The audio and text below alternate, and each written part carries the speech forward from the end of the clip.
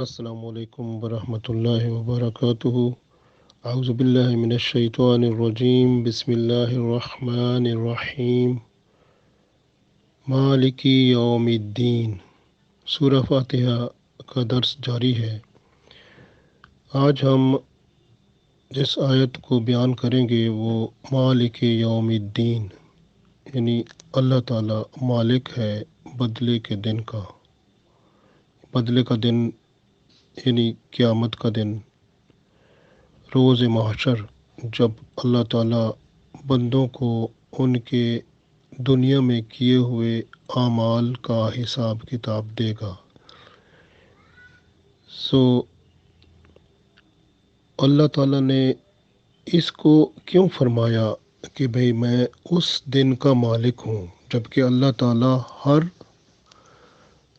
Time, ہر وقت، ہر سانس کا مالک ہے۔ کائنات میں ہر چیز جو موجود ہے سب کا مالک ہے، سب کچھ اسی کے اختیار میں ہے۔ وہ جب کن کہتا ہے تو فیکون، پس جو وہ چاہتا ہے وہ ہو جاتا ہے۔ تو پھر اللہ تعالیٰ نے اس دن کو کیوں فرمایا؟ غور کریں، اس میں بڑی حکمت اور بڑا سبق ہے۔ مورس بوکلائے ایک فرینچ فزیشین تھا۔ اس نے ایک کتاب لکھی، بائبل، قرآن اینڈ سائنس۔ جب شاہ فیصل سعودی عرب کا حکمران تھا، اس وقت وہ سعودی عرب گیا اور اس نے کافی وقت وہاں اسلام کی ریسرچ میں گزارا۔ اس کے بعد اس کتاب میں اس نے یہ لکھا کہ آدم علیہ السلام سے اب تک دنیا کی جو عمر ہے وہ تقریباً 10,000 سال ہے۔ اور اب آپ غور کریں، جو حالات ہمیں نظر آتے ہیں، اب کتنا عرصہ اور دنیا رہ سکتی ہے، جبکہ رسول اللہ صلی اللہ علیہ وآلہ وسلم کے بتائے ہوئے جو نشانات ہیں، جو قیامت کی نشانیاں ہیں، وہ تقریباً کافی حد تک ظاہر ہو گئی ہیں۔ تو اس کو سامنے رکھ کر آپ دیکھیں تو قیامت یہی ہے، چلو 1-2 ہزار اور سال لگا لیں، تو غور کریں تو دنیا کی عمر 12,000 سال، 15,000 سال اتنی ہو سکے گی، اس سے زیادہ تو ممکن نہیں لگتی۔ تو اگر 20,000 سال بھی ہو فرض کرو، تو پھر بھی آپ غور کرو کہ وہ جو آخرت میں جو ایک دن ہے وہ 50,000 سال کا ہوگا۔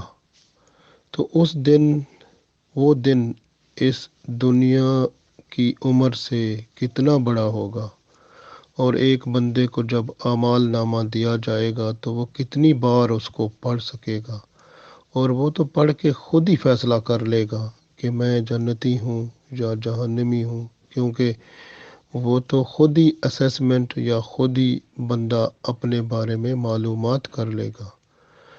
گویا وہ دن جو 50,000 سال کا ایک دن ہے، وہ دنیا کی عمر سے کئی گنا بڑا ہے۔ اور پھر اس دن میں صرف حکومت کس کی ہوگی؟ اللہ تعالیٰ کی، اور کوئی بندہ، کوئی اللہ کی پیدا کی ہوئی مخلوق میں سے کسی کے پاس کوئی اختیار نہیں ہوگا۔ تو اللہ تعالیٰ کا ہی حکم چلے گا، اور وہی مالک اور بادشاہ اب بھی ہے، اور اس وقت اس کے حکم کے بغیر کسی کا حکم نہیں چلے گا، کیونکہ اب تو دنیا میں مالک، جیسے آپ کہتے ہیں میں اس گھر کا مالک ہوں، اس چیز کا مالک ہوں، زمین کا مالک ہوں، پھر بادشاہ جو ہوتے ہیں وہ کہتے ہیں میں اس ملک کا مالک ہوں۔ تو یہ سب ملکیتیں جو ہیں دنیا میں ہیں ختم ہو جائیں گی، تو وہ صرف مالک واحد ہوگا جو اللہ ہے، وہ آخرت کا 50,000 دن کا، اور پھر اس کے بعد بھی اللہ ہی مالک ہے، لیکن اللہ تعالیٰ نے یہ ہمارے سمجھانے کے لیے فرمایا کہ اب تیار رہو کہ یہاں پر تو آپ کی سفارش بھی ہو سکتی ہے، کوئی کسی کا دوست یا کسی کا رشتہ دار ہے، اگر اس کا تعلق کسی بادشاہ یا حکومت کے کارندے سے ہے تو وہ سفارش کر کے چھڑا دے، لیکن وہاں تو یہ بات نہیں چلے گی، کیونکہ وہاں تو صرف مالک الملک جو ہے اس کا ہی فیصلہ چلے گا۔ مالک مہربان ہوگا تو جنت میں بھیج دے گا، اگر مالک ناراض ہوگا تو پھر جہنم ہی بندے کی جگہ ہوگی۔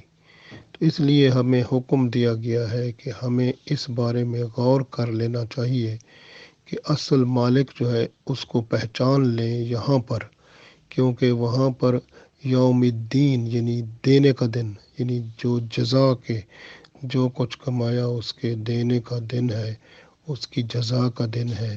وہاں پر ہر چیز کا ریوارڈ دیا جائے گا، اچھے کام کا صلہ اچھا ہوگا، جنت نصیب ہوگی، اور برے کام کا صلہ اور برے اعمال جہنم میں لے جائیں گے۔ اس لیے اللہ تعالیٰ کو مالک یہاں تصور کریں اور اس کے ساتھ دوستی کریں، تعلق کریں، اس کے حکم کو مان کے دنیا اور آخرت بہتر بنائیں۔